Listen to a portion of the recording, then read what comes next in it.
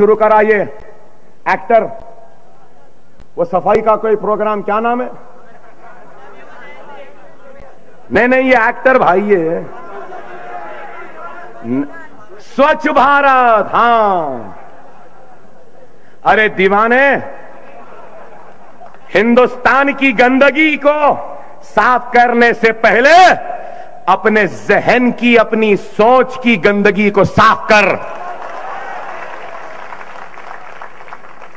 जहन गंदा, सोच गंदी, दिल गंदा, जबान गंदी, इरादे गंदे, और गंगा को साफ करने निकले।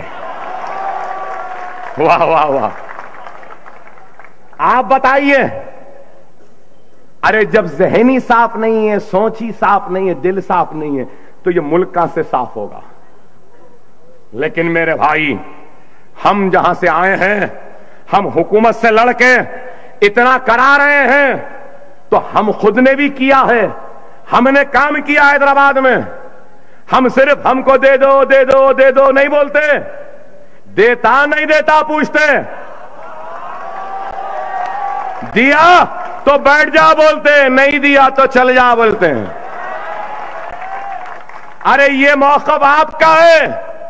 हमारा खुद का मेडिकल कॉलेज है, इंजीनियरिंग कॉलेज है, एमबीए कॉलेज है, एमसीए कॉलेज है, आर्किटेक्चर कॉलेज है, हॉस्पिटल मैनेजमेंट कॉलेज है, नर्सिंग कॉलेज है, बीएससी नर्सिंग कॉलेज है, कॉलेज ऑफ एएनएम है, कॉलेज ऑफ नर्सिंग है, हमारे पास बी फार्मेसी कॉलेज है, डी फार्मेसी है, फार्मा डी कॉलेज है, और उसके बाद 2 बड़े बड़े दवाखाने हैं। एक दवाखाना 1800 बिस्तर का, दूसरा दवाखाना 2200 बिस्तर का दवाखाना है। यहां है आपके एमएलए साहब 5 बरस पहले 13 करोड़ के मालिक है बताए थे, 5 बरस में 37 करोड़ के मालिक है बताए परसों। क्या तेजी से पैसा बन रहा है, और गरीब तेजी से गरीब हो रहा है। हमारे दवाखाने में 10 रुपये में इलाज, 500 रुपये में डायलिसिस, 500 रुपये में जदगी, 1200 रुपये में सिजेरियन में जदगी, 10 रुपये बेड चार्जेस, 20 रुपये में ब्लड कल्चर, 50 रुपये में पूरा एक्सरे, ओपन हार्ट सर्जरी 70,000 में, दिमाग खोल के सर खोल के ऑपरेशन करे तो 90,000 में। और 10 रुपए का कार्ड एक वक्त बना लो, 3 महीने तक चलता, चाहे 100 मरतबा आ जाओ। तो हम काम कर रहे हैं ना, उसी काम को मुंबई में करने के लिए आए हैं। मकोका कानून को खत्म करने को आए हैं, बच्चों को छुड़ाने को आए हैं, 3000 करोड़ महाराष्ट्र के मुसलमानों को दिलाने आए हैं, गरीब बच्चियों के शादी के लिए पैसा दिलाने आए हैं, वक्फ बोर्ड के जायदादों को खाली कराने आए हैं।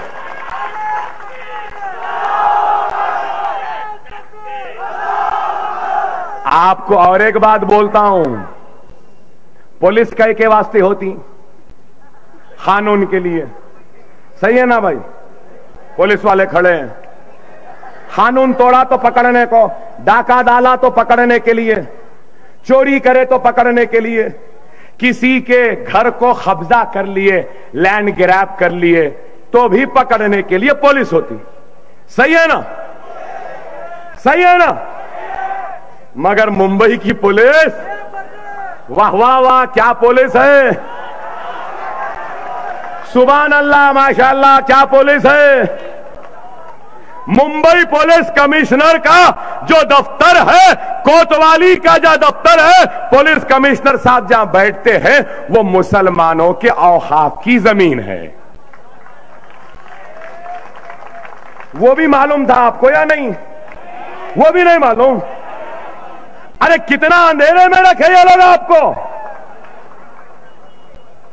अरे आज मजलिस अगर आएगी तो कानूनी जंग, जमहूरी जंग, दस्तूरी जंग को कामयाबी से लड़कर पुलिस कमिश्नर ऑफिस को पुलिस वालों से खाली करवाएगी।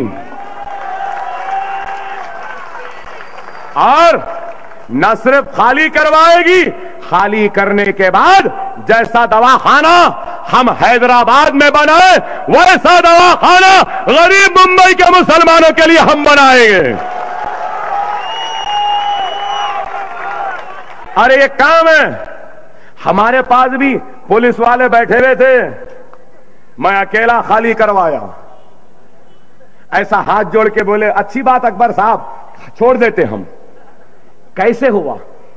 अरे याद रखो, 100 नामर्दों की जरूरत नहीं है, एक मर्द की जरूरत है।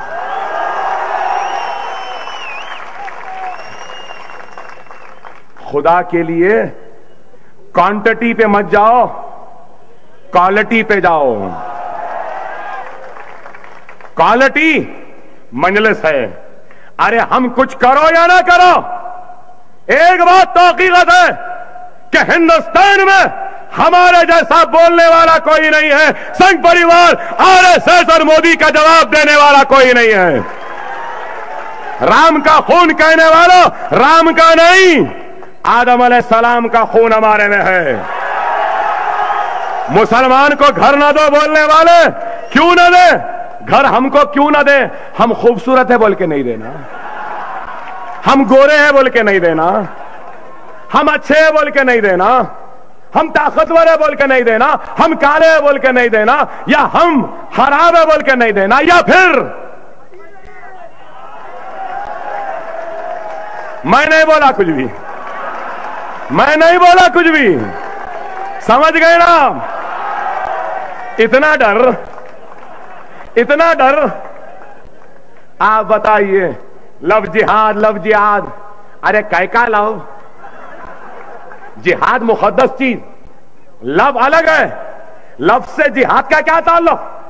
अच्छा हुआ योगी आदित्यनाथ, नरेंद्र मोदी, परवीन तोगाड़िया, तू इस अकबर के दौर में है। नहीं मालूम? अगर अकबर आजम के दौर में होते तो राजपूतों की आन बान शान जोधाबाई को यह मलिका हिंदुस्तान भी नहीं बनने देते थे। सेक्युलरिज्म हमारे में नहीं है, नहीं है। कैसा सेक्युलरिज्म है बोलो आप? मलिका हिंदुस्तान बनाए, फिर भी हमारे पे इल्जाम क्या है? अरे मैं बहुत बोल सकता हूं, इतना बोलूंगा, इतना बोलूंगा, याद रख ऐ बीजेपी आरएसएस संघ परिवार वालों, तुम मेरे अल्फाज की आतिशनुमाई का मुकाबला नहीं कर सकोगे, पनाह मांगते फिरोगे।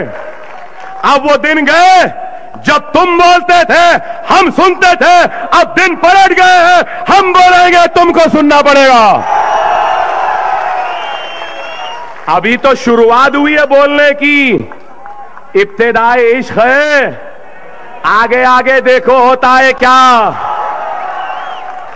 हमको छेड़ो नहीं, याद रखो, हमको कोई छेड़ता है तो हम उसको छोड़ते भी नहीं हैं। ये सर अल्लाह के सामने झुकता है, ये हाथ अल्लाह से मांगते हैं, और जो सर अल्लाह की बारगाह में झुकता है, दुनिया की कोई ताकत उस सर को झुका नहीं सकती। हम तख्ते पर चढ़ जाएंगे, फांसी पे लटक जाएंगे, लेकिन खुदा की कसम ये गर्दन नहीं झुकेगी, क्योंकि ये गर्दन अकबर ओवैसी की नहीं, मुसलमानों की गर्दन है, आपके इज्जत की गर्दन है। और हमसे कहते हैं कि हिंदुस्तान छोड़ दे, छोड़ दे, क्यों छोड़े? ये मुल्क हमारा था, हमारा है, हमारा रहेगा। ताज की खूबसूरती हम मुसलमानों ने दी, कुतुब मीनार की बुलंदी हम मुसलमानों ने दी, लाल किले पर जो तिरंगा झंडा हमारे मुल्क का, आपका, मेरा तिरंगा लहराता है, वो किला भी हम मुसलमानों ने बनाया है। जरूरत नहीं है कहीं जाने की।